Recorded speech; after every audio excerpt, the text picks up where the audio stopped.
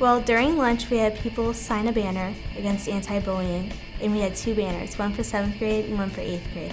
And by signing it, you would pledge to prevent bullying in our school. Bullying is one of those things that nobody likes to talk about, but it needs to be talked about.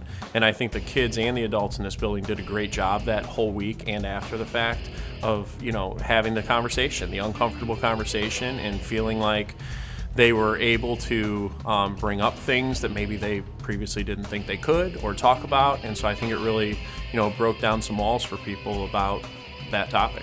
I didn't realize that so many people were affected by bullying. I didn't really know until after the week and everybody was discussing about it. So the goal of the week was to raise awareness on anti-bullying prevention and to get kids thinking about and understanding that everybody comes from a different place, and that everybody has a story, and that we have to be more sensitive to the fact that we all aren't the same and we all have got something going on in our lives to kind of just understand that and be more sensitive to it.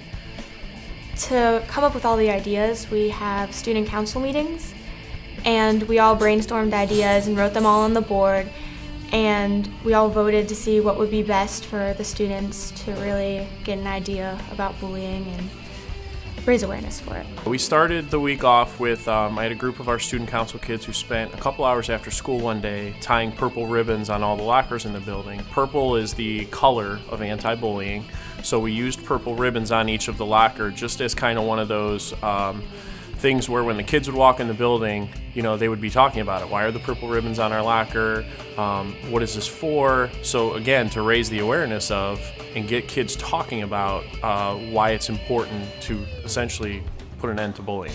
In middle school, there is a lot of bullying, and to raise awareness for it and really show how it can affect people, especially we did facts on the announcements in the morning, and it really gave you a new outlook on how extreme it really is.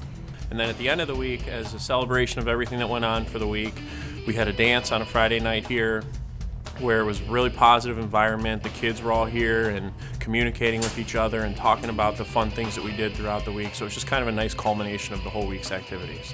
I'll never forget the handprints that we did.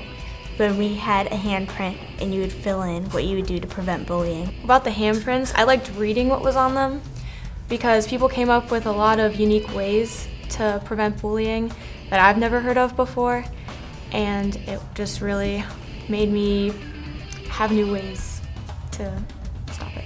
What I'm seeing a lot of since the time we did this in February, I'm starting to see a lot more kids who are stepping up for other kids and being the ones who are knocking down on it and not just relying on staff members to do it. So it's been a really positive thing for me as well as other staff members in the building to see that the kids are the ones taking the lead now, and the kids are the ones who are stepping in when something needs to be done about it. And the goal for this is that we're going to do this every year now. This was our first crack at it, and we learned some things that we'd like to do differently next year and probably expand a little bit, but for the first year that we ever did this, I couldn't be happier with the outcome.